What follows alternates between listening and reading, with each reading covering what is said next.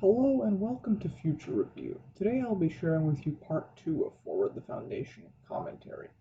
And today I'll just be going over a few things I found interesting in Forward the Foundation when I was reading it. And as usual with book reviews, spoiler alert. If this is a problem, please leave the video now. You have been warned. And with that, let me start with the most interesting thing I encountered in Forward the Foundation, that being mentalics. Asimov describes mentalics as what we would call telepathics.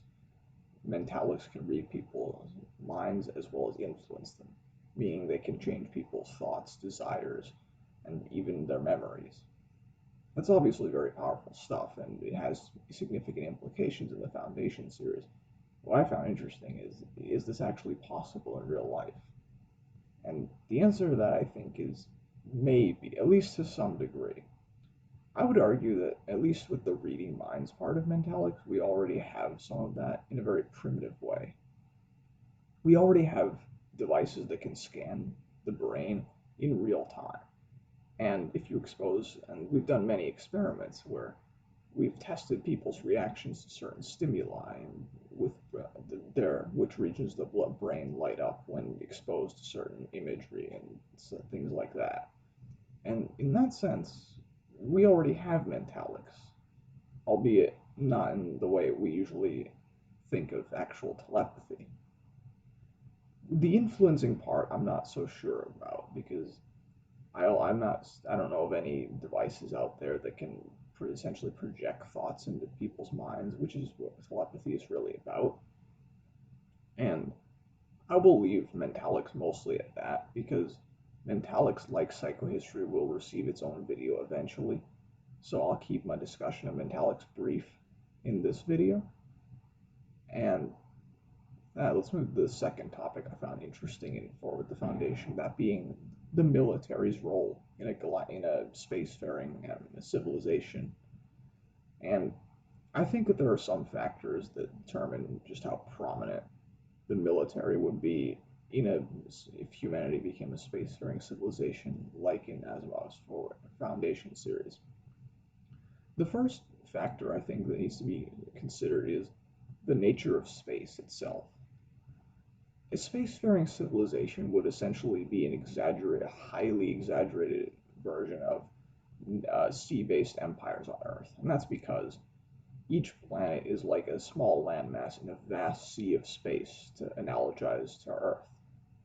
And the reason I say it's an exaggerated version is because in reality, the ratio of space volume to planetary surface area, is much, much higher than the ratio of sea to landmass on Earth, because just the sheer volume of space, the vast distances involved, mean that any planetary area is minute by comparison, whereas on Earth it's at least about the ratio of sea to land mass is about 3 to 1. And so, given that you can't cross space like you can't cross an ocean, and given how vast the distances in space are, I would think that the influence of uh, naval influence in a spacefaring civilization would be significant.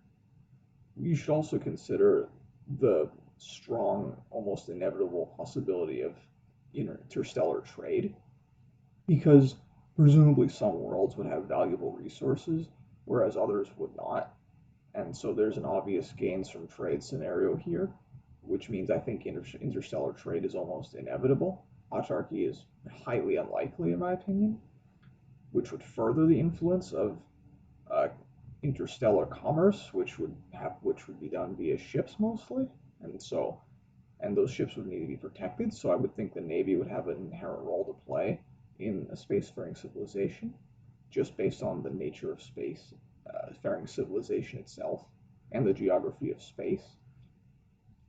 And I think another factor that needs to be considered is whether human civilization in space would actually be one united polity, like a galactic empire, or whether it would be several different, to analogize Earth states, different regional empires within the galaxy. if it was one, and I think in both scenarios, a military would be required because we know that on Earth, empires have historically had to use their militaries to keep the various peoples in the empire in line, and this I think is very likely in space as well because it's not difficult to imagine that different planets may develop their own distinctive cultures from the main core worlds of the empire the further they get out. And so a military may be needed to keep them all in line and to keep them from declaring independence. So that would be the scenario if humanity was one polity in space. And obviously, if humanity had multiple uh, competing polities in space, then obviously militaries would happen because you would have to defend against your fellow humans. That wouldn't be anything new. We've been doing that forever. So that's the easy one. And so I think in either case there would be some need for a military.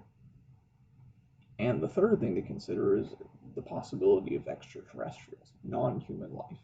In Asimov's Foundation series, humans are the only intelligent life forms in the galaxy, so this isn't an issue, but you can imagine that in a galaxy where aliens exist and, say, are hostile, the military would gain enormous importance, perhaps overriding importance to everything else, because depending on just how horrifically hostile the alien species actually is.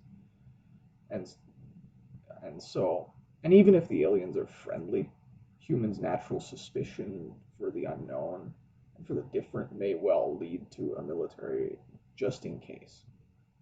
And so I think all these factors combined means that the pressure for a military, even in a spacefaring civilization, is fairly high, and so there will be some level of militarization in a civilization like that. I don't think we're going to have a disarmed galaxy. And so now let's move on to the third thing I found interesting in Forward to Foundation, which is the Imperial Library. I think this is one of the other things in the Foundation series that shows how dated it can be, because Asimov, writing this decades ago, had a physical location on the capital world of the galaxy to store all the knowledge and technology of humanity, which, I mean, I don't know how likely that is today, given that we have computers, we can store things on the cloud, who knows what things will come up with in the future. We don't need to store things physically anymore. And obviously computers come with certain advantages, namely accessibility and the various functions computers can do for data synthesis, and which may be important to develop more advanced technology in the future. That being said, despite all the advantages of digital data storage and the general trend towards that these days, there is a potential argument for having at least some physical data storage, and that is what happens if the electricity goes out. Your digital data storage may be useless if that's the case. And so it may be prudent to have, like having agriculture on at least some level of agriculture on every world so that there's at least some level of food self-sufficiency on each world. It may be prudent to have some level of information self-sufficiency, meaning have some physical storage of data and science on each world so that in case there's any problems with digital data storage, you still have something to keep your civilization going. And so, while I don't think an imperial library is really necessary, some physical data storage may continue into the future as a backup measure, but I think the main trend that we've been seeing now will towards digital data storage will continue. And the fourth thing I found interesting in Forward the Foundation is the Prime Radiant. The Prime Radiant is described as a black cube that can project the complete psychohistorical equations onto like nearby walls and stuff. And you can the really interesting thing I found about it was that you can, the way Asimov describes zooming in on them to be able to for easy interaction and editing of the equations, so that like mathematicians can modify and refine psychohistory. It almost sounds like a touchscreen, ironically enough. Interesting. That Asimov may or may not have predicted touchscreen technology. That the Prime Radiant essentially allows you to zoom in on them with your finger, like what you do with Apple devices and other touch screens, and just work with them with your fingers. which I think was pretty much unknown back in the day.